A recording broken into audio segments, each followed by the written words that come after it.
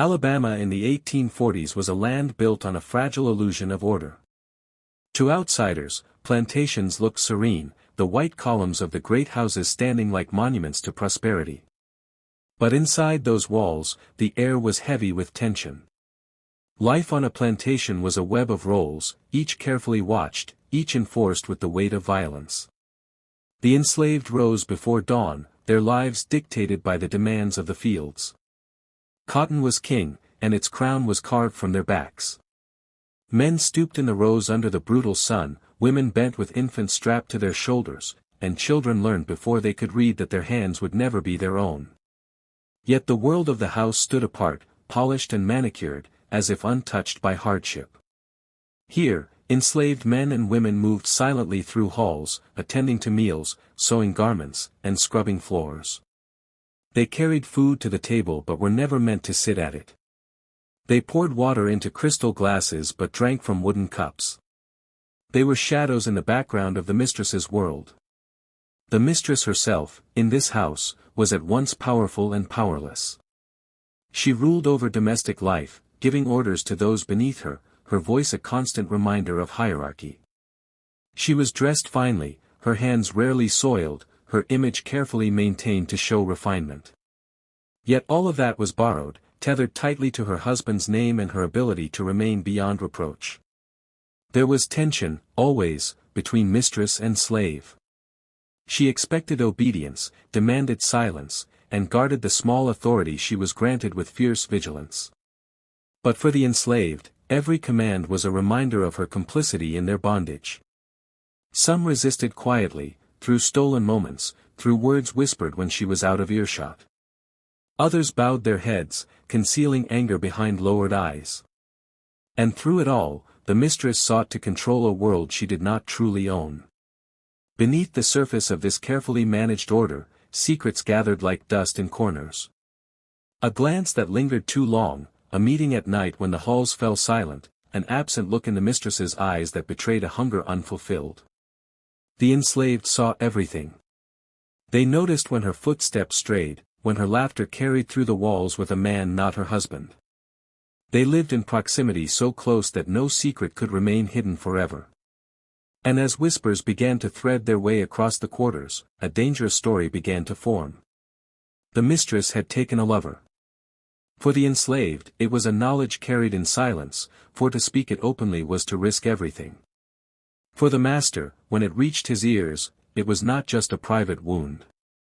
It was an offense so grave it threatened the very foundation of his authority. In a world where reputation was the currency of life, this betrayal demanded reckoning. But he did not reach for the pistol at dawn. He did not send her quietly away under the cover of shame. His anger turned towards something else, something darker. If his authority had been mocked, if his household had been tainted, then the punishment would not be hidden. It would be laid bare before every eye. His decision was set, and when the moment came, it would defy every boundary that Southern society had tried so hard to uphold. Alabama in 1840 was a world constructed upon layers of hierarchy so rigid that every person knew their place and the consequences of stepping outside it. At the top stood the white men, the self-proclaimed guardians of order, who held in their hands the law, the land, and the lives of others. Their power was unquestioned, reinforced not only by the courts and by wealth but by the expectation that no one dared challenge their authority. Beneath them stood white women, who, though placed on a pedestal of honor and refinement, were confined within invisible walls. They were praised as symbols of purity and virtue, yet their freedom of choice was bound tightly by marriage, by duty, and by a reputation that could be shattered with a whisper. At the very bottom were the enslaved Africans, stripped of legal recognition, reduced to property, yet carrying the full weight of the South's prosperity on their backs.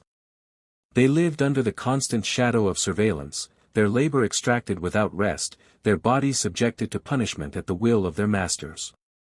In the order of this society, they were meant to remain voiceless and powerless, their lives calculated only in terms of how much wealth they could produce. It was a world obsessed with reputation and control. Every man's worth was measured not only by the size of his land and the number of people he owned but also by his ability to keep his household in order. To show weakness was to risk ruin. To be humiliated was to invite whispers, and whispers could destroy a man standing among his peers. Honor was not an abstract idea, it was a currency more valuable than gold. A man without honor was no man at all. Marriage reflected this obsession with control. For white men, it was both a union of property and a stage upon which their authority was displayed. A wife was expected to embody chastity, loyalty, and obedience, for her virtue reflected directly on her husband's reputation. Her fidelity was not merely a private matter of affection, it was a public measure of his dominance. A man could transgress freely, taking liberties outside of marriage without fear of losing his standing, but a woman who strayed invited disgrace that reached beyond herself. The mistress of a plantation carried influence within the walls of the home. She oversaw the daily rhythm of domestic life, directed the work of enslaved servants, and preserved the illusion of refinement and grace expected of her station. Yet her power was always second-hand, granted only through her connection to her husband. No matter how commanding she appeared within her domain, she remained subject to the patriarchal order that defined her existence. It was within this fragile structure that betrayal struck with the force of a hammer. When a mistress abandoned her duty of loyalty, she was not simply disobeying a husband, she was challenging the very architecture of power in the South. In the eyes of her society, her actions were more than infidelity. They were an act of defiance against the system itself, and that was something no master could ignore. From the moment the first light broke across the Alabama horizon, life on the plantation moved to the rhythm of labor. The enslaved were roused before the sun, their bodies pushed into motion long before the air warmed. In the fields, men and women bent low, moving down endless rows of cotton, hands raw and bleeding from the thorny bowls. Children, too young to match the pace, were given smaller tasks but none were spared from toil. Overseers, armed with whips, kept watch with an eye sharpened by cruelty, ensuring that no pause lasted longer than allowed. The cycle was unrelenting, day after day, season after season, their lives measured in harvests rather than years. Those assigned to the house lived under a different, but no less suffocating, form of bondage. They moved silently through the polished halls, carrying trays of food, washing garments, tending to fires. They were close to the family yet never part of it, always within reach yet never permitted to exist as equals. Their work required constant vigilance, for a dropped dish, a misbuttoned dress, or a misplaced word could invite punishment just as severe as failing in the fields. To serve in the house meant being under the mistress's watchful eye, a gaze sharpened by expectation and by her need to assert authority in the only sphere she controlled. The mistress of the plantation was tasked with maintaining the household's reputation for refinement. She supervised meals, oversaw sewing, ensured that visiting guests encountered no flaw that might tarnish the family's name. To the outside world, she was the embodiment of Southern gentility. Within the household, she ruled over enslaved women whose labor sustained her comfort. Yet her authority was precarious. She wielded power only through proximity to her husband, and the pressure of that dependency often turned inward, sharpening the cruelty with which she managed those beneath her. Tensions between mistress and enslaved women ran deep. For the mistress, these women were both tools of her household and constant reminders of her vulnerability. Jealousy flared when beauty among the enslaved attracted the gaze of white men. Resentment grew when she suspected her husband's affections strayed beyond their marriage bed. For the enslaved women, the mistress was both oppressor and rival, using her authority to inflict humiliation or punishment. Every encounter carried an undercurrent of hostility, a quiet battle fought in stolen glances, in sharp words, and in the subtle push and pull of daily routines. Despite the risks, acts of defiance persisted. An enslaved woman might feign ignorance to delay a task, serve food with the smallest gesture of disdain, or whisper resistance where no white ear could hear. In the fields, a slowed pace or a hidden tool could stall production, tiny acts that chipped away at the master's control. These moments were fleeting, and the cost of discovery could be severe, yet they were vital. They reminded the enslaved that even in the harshest system of oppression, their will could not be fully extinguished. This was the fabric of plantation life: endless labor, rigid hierarchy, simmering tension, and small, quiet struggles for dignity. Within such a world, every secret carried weight, and every breach of expectation threatened to unravel the order carefully constructed by those who claimed mastery. It was into this delicate and volatile balance that the mistress's betrayal emerged, a scandal poised to set the entire household trembling. Whispers were the lifeblood of the plantation. Long before news reached the master, it moved quietly among those who were never meant to speak of it. In the quarters, by the flicker of firelight, voices lowered as stories were exchanged. The mistress, whose every step was tracked by watchful eyes, had crossed a line. She had taken a lover. At first, it was no more than a suspicion, a fleeting glance caught in the wrong moment, a laugh that lingered too long in the wrong company. But suspicions grew, and soon the whispers could not be silenced. Among the enslaved, nothing inside the household escaped notice. They saw who entered and who left, who lingered in hallways when the master was absent, who drew the mistress's smile when it was not meant to be seen. Secrets lived in the spaces where the enslaved moved silently, and though their voices were suppressed, their eyes missed nothing. What began as murmurs passed in the quarters swelled into a truth that could no longer be ignored: the mistress was unfaithful. Who was this man who had drawn her into scandal? Some believed it was the overseer, a figure both feared and despised, whose presence on the plantation placed him at the crossroads of authority and temptation. Others whispered it might have been another white man of standing, a visitor or neighbor whose discreet encounters left behind a trace too faint for polite society to acknowledge. The most dangerous possibility of all, though rarely spoken aloud, was that her lover was someone forbidden entirely, someone whose very existence beneath her roof turned her betrayal into something unthinkable. In a patriarchal society where women were measured by their loyalty, her transgression was more than an affair. It was an act that threatened the very foundations of her husband's honor. For a man in Alabama in 1840, a wife's adultery was not simply a private humiliation. It was a public wound. It called into question his authority, his ability to control his household, and his standing among his peers. The shame was not hers alone, it became his burden, one that demanded swift and visible resolution. The danger of her betrayal was immense. It was not only that she had broken her vows but that her actions had pierced through the delicate facade of order the South held so dear. In a world built on control, where men commanded respect through dominance and women embodied the purity that safeguarded it, her choice threatened to expose the fragility of that entire structure. What began as whispers in the dark would soon reach the master himself, and once the truth was laid before him, silence would no longer be an option. When the whispers reached the master, they arrived not as idle talk but as a blow that struck at the center of his identity. To be a plantation owner in Alabama was to embody control over land, over wealth, over enslaved bodies, and above all, over the sanctity of one's household. The revelation that his mistress had betrayed him was not only a wound to his pride but a public threat to the very honor upon which his standing rested.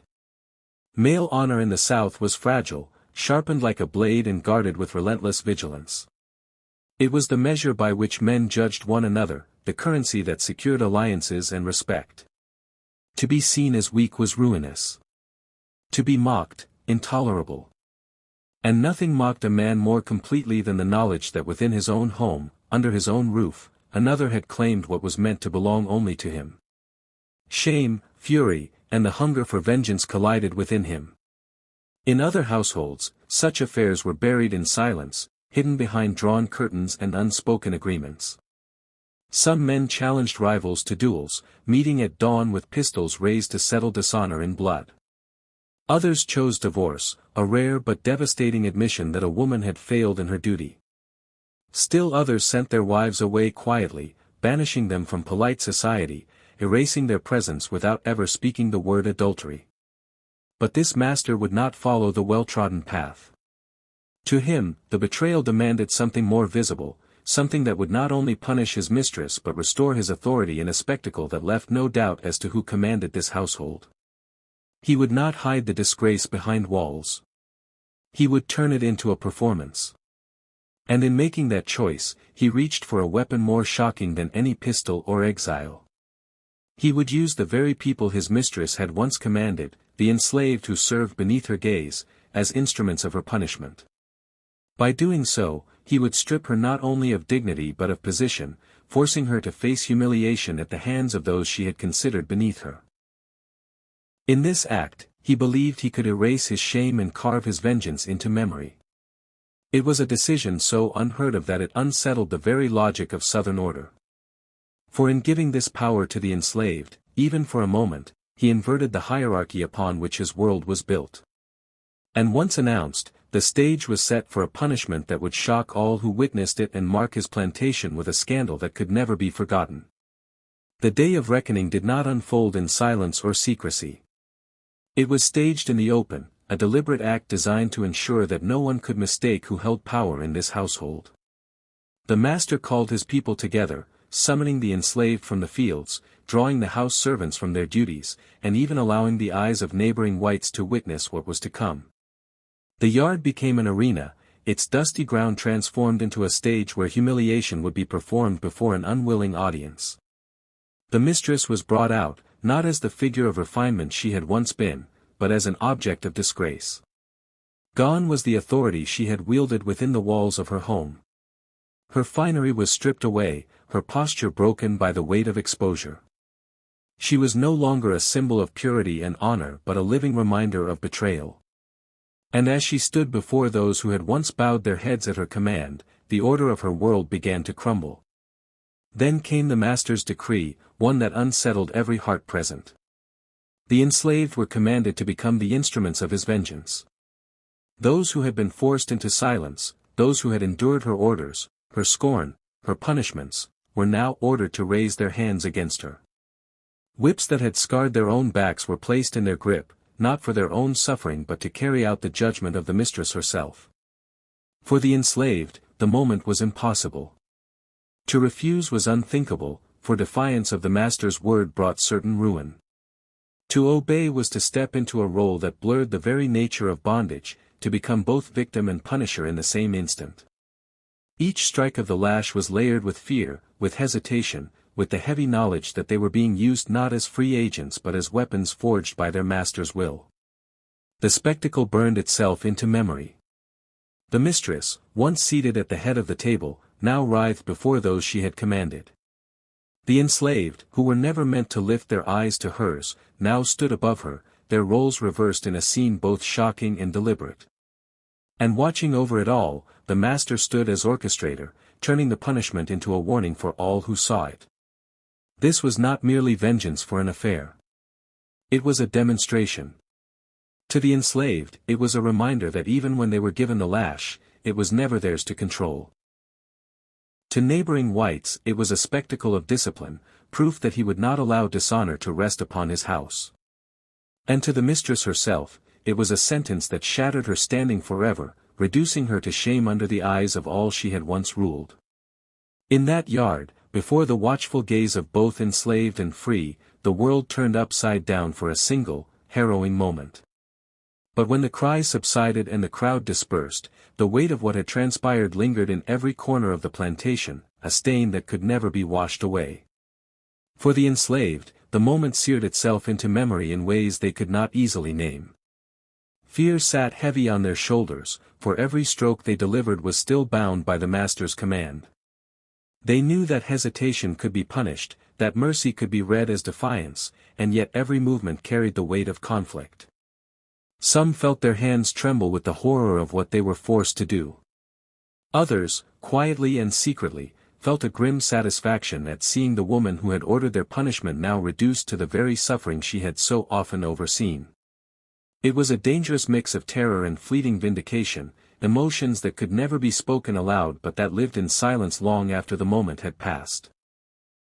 For the mistress, the punishment was more than the sting of lashes across her skin. It was the destruction of her very position, the unraveling of her identity. To be beaten was one form of pain, but to be beaten by those she had commanded, those she had chastised and demeaned, was a degradation that stripped away every fragment of her authority.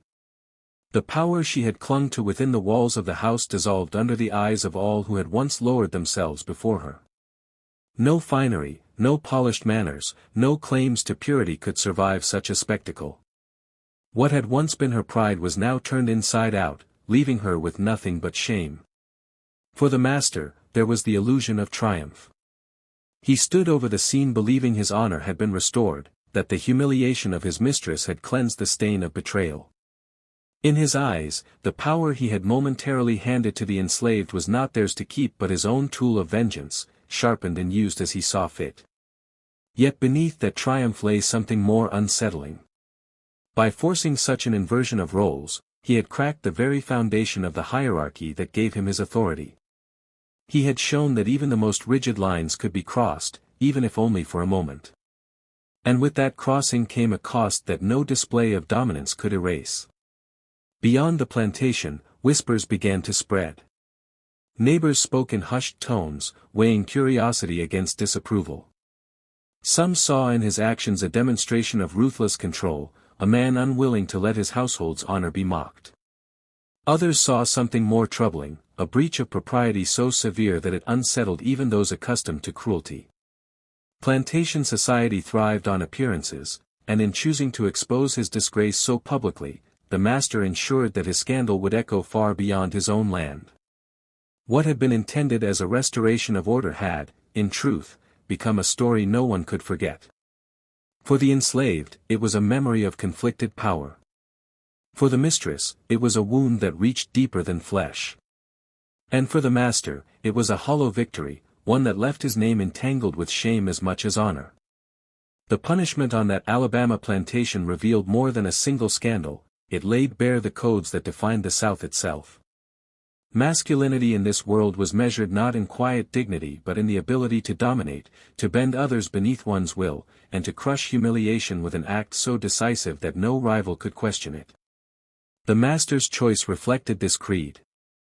To him, the betrayal was not only an insult to his household but an assault on his very manhood, and the answer had to be a performance of power that left no doubt as to who controlled every life under his roof. For white women, the paradox of their existence came sharply into focus. They lived draped in privilege, surrounded by comforts that enslaved labor provided, yet that privilege did not shield them from vulnerability. Their identities were bound to the men they married, their worth measured through obedience and fidelity. They were praised as ornaments of refinement, yet stripped of autonomy. When loyalty faltered, the very system that had placed them above others revealed its cruelty, reducing them to objects of punishment. The mistress who had once seemed untouchable was cast down, and her suffering underscored a truth rarely spoken: in the South, even women of status were never safe from the iron grip of patriarchy. Slavery itself was revealed not only as a system of control over black bodies but as a weapon wielded to enforce power across every layer of society. The master's command turned enslaved people into tools of his vengeance, their forced hands delivering a message that reached beyond the lash. It demonstrated that bondage was not only about labor or punishment of the enslaved, it could be used to discipline white women as well, to remind them that their place was never secure outside of male authority. In that moment, slavery became a stage for domination that blurred boundaries, proving that the institution was as much about reinforcing the hierarchy of gender as it was about race. Rumors of such events did not vanish in silence. In journals, in scattered accounts, and in the half-remembered stories that filtered into the historical record, whispers of similar punishments surfaced across the South. They spoke of women disgraced before their households, of men who believed that humiliation could cleanse betrayal, of enslaved hands forced into roles they never sought.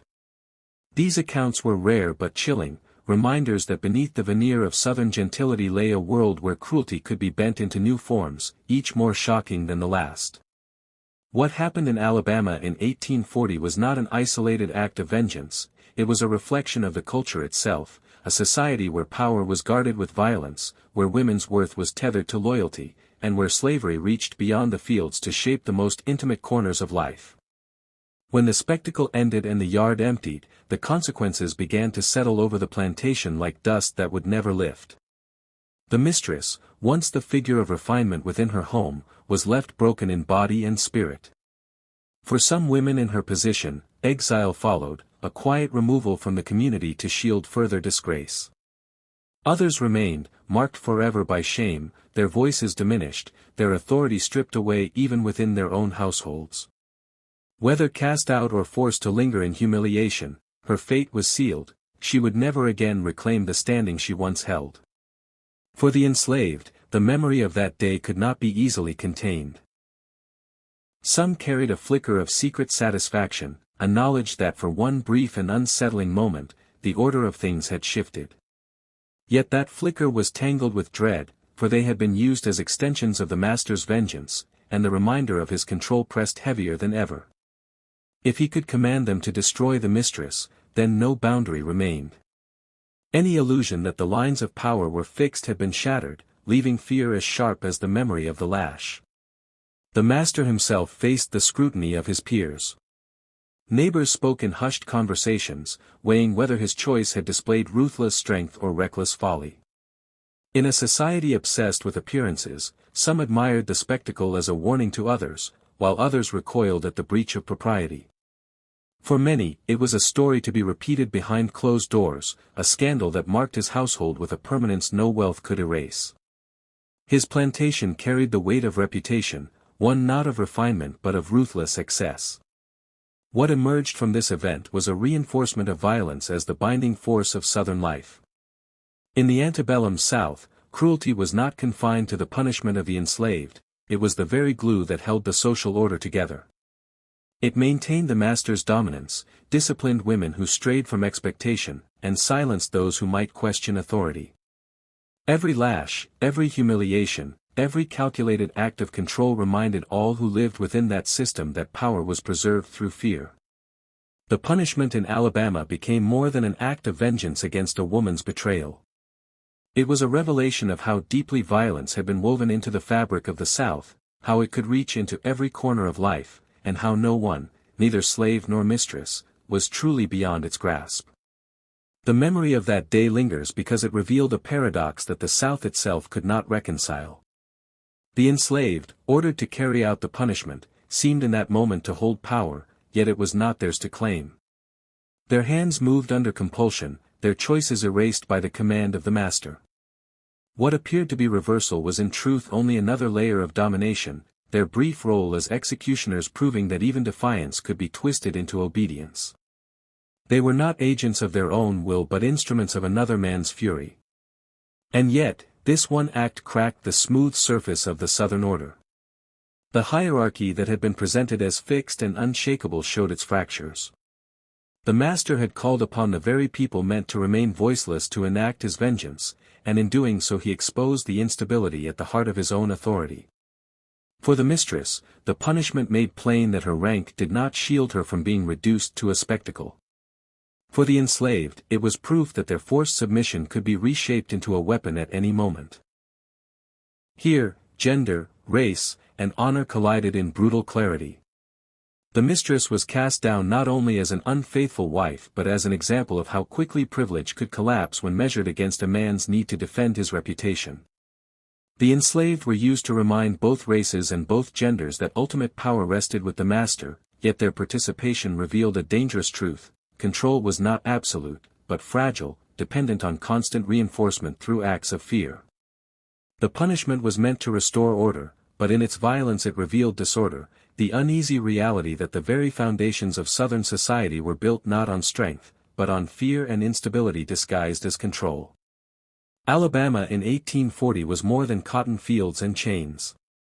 It was a world built on power, where honor mattered more than truth, and where vengeance could reshape lives in an instant. What happened on that plantation was not just the fall of one woman, it was the exposure of a society held together by fear. The mistress's humiliation endures as a haunting reminder that even those wrapped in privilege could be cast down without mercy, that the protections of status could vanish the moment they clashed with a man's honor. History often recalls slavery for its cruelty against the enslaved, and rightly so. But moments like this remind us that the institution warped everything it touched. Even the rare reversals of power, twisted, forced, and fleeting, showed the deep fractures at the core of the Southern world. Gender, race, and honor collided in a spectacle meant to preserve authority, but instead it revealed just how fragile that authority truly was. These are the stories that live on in shadow, unsettling and unforgettable. They remind us not only of what was done but of the cost borne by everyone trapped inside that brutal system. If you found this story compelling, don't forget to like, share, and subscribe for more untold histories from the past.